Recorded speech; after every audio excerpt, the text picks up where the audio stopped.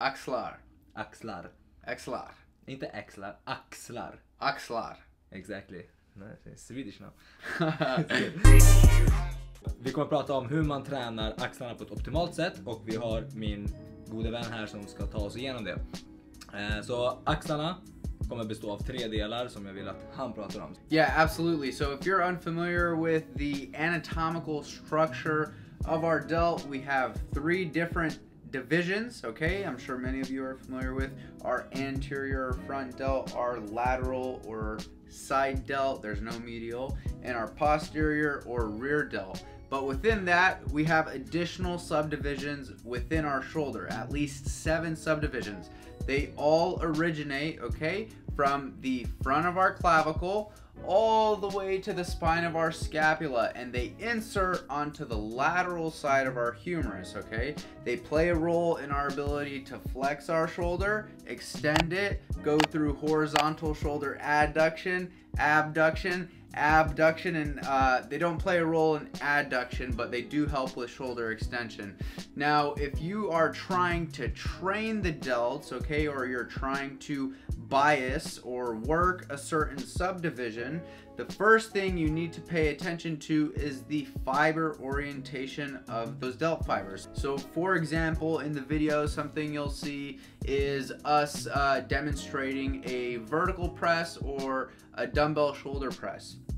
And in this variation, we show the incorrect way of performing a dumbbell press and then the correct variation. In the incorrect variation, you'll notice that David is going outside of something called your scapular plane, okay? Now, if we're completely outside in this position, and we're externally rotated, you know, this is potentially a position that can compromise your shoulder joint, and it doesn't allow for natural humeral and scapular movement, okay? So something we could do to optimize our setup is really just ensure that we're within the scapular plane. What does that look like? If this is 90 degrees and this is 0 degrees, we want to be anywhere from about 30 to around 55-ish degrees, and that's going to vary from person to person.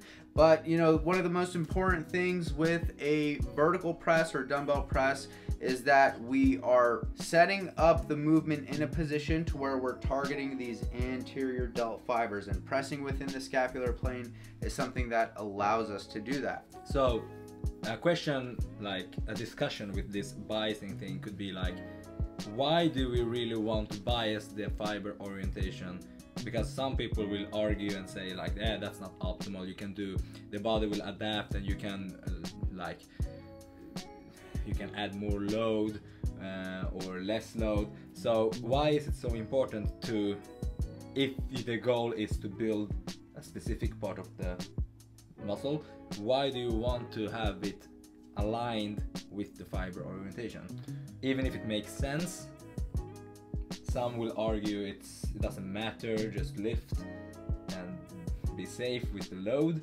For sure. Yeah. Absolutely. So you get a lot of people that claim different things, but you know, it's important to understand that, you know, you can do or take a non-optimal approach or a way to set up exercises, a way to execute exercises for so long before you have to optimize your approach to a greater degree, and that's simply in order to maximize your progress, okay? So up to a certain point you'll make progress, but depending on something called your training level of advancement, this is for an old video I did, but based on something called your training level of advancement, if you're a beginner, intermediate, or advanced, that's going to dictate what variables you need to be focusing on or optimizing to maximize your progress. So the reason why biasing certain muscles is important is because we want to be specific with where we're directing a majority of the tension, and we want the target muscle to be in a position to contribute most to that exercise while minimizing involvement from non-desired tissues. So that's one of the, you know, simplest reasons as to why that's important. Yeah. So let's move on to the medial. Let me know why is medial wrong to say?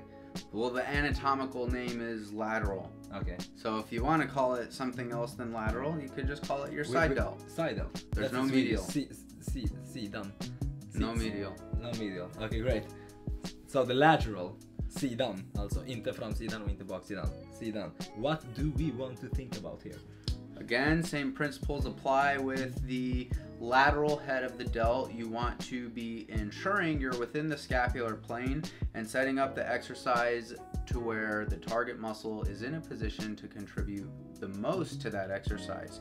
So for your lateral delt, that's going to be, you know, more or less within a 45-ish degree angle, raising within the scapular plane, and instead of thinking up, think out and away.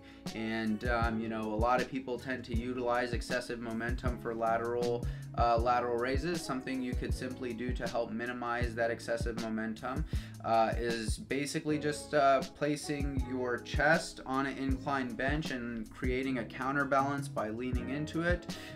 Raise your arms up like so. Good. And then we have the the rear delts. Rear delts. The rear delts that people are fighting over. Gotta love rear delts. Yeah, and the rear delts people are really offended by the pec deck machine not being the best option. It doesn't. So here's the thing. Many people can't differ between not optimal and doesn't work. That's a thing I started to realize. People doesn't separate between these things. Just because something is not optimal doesn't mean it doesn't work. You can train like a jackass and you will still see results. But optimally, why do we not want to have the pec deck machine as an approach for the rear delts?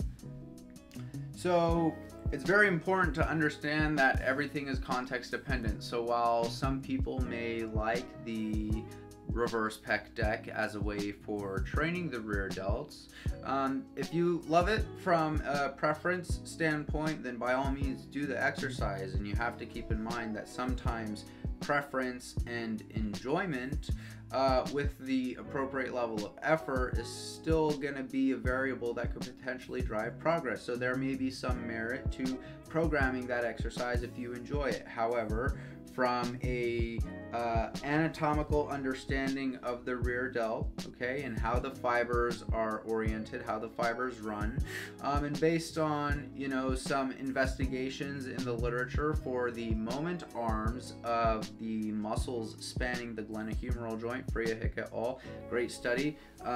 Anyways, basically in this study it showed us that within the sagittal plane, which is this plane in front of me, above about 120-ish degrees all the way to more or less 30-ish degrees, don't quote me on that, I'm paraphrasing, but the rear delts are in a position to where they're not contributing well past those ranges. And we're looking for the most appropriate path of motion for trying to train the rear delts.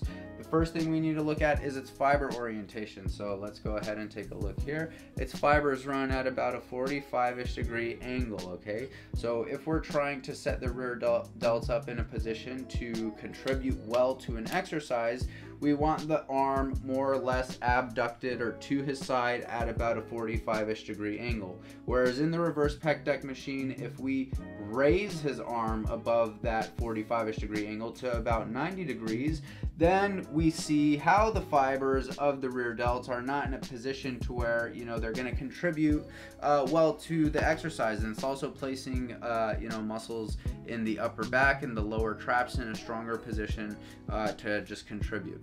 Yeah. So that was all parts, right? That was all three parts? Yeah. So Ishak, give him an upload. Go follow him on TikTok, Instagram. I'll put his name under here somewhere. Så tack så jättemycket för att ni ville kolla på det här klippet. Glöm inte att prenumerera på min kanal, ge den här videon en like. Säg gärna också vad ni tycker. Ge han lite kärlek och så hörs vi sen. Peace!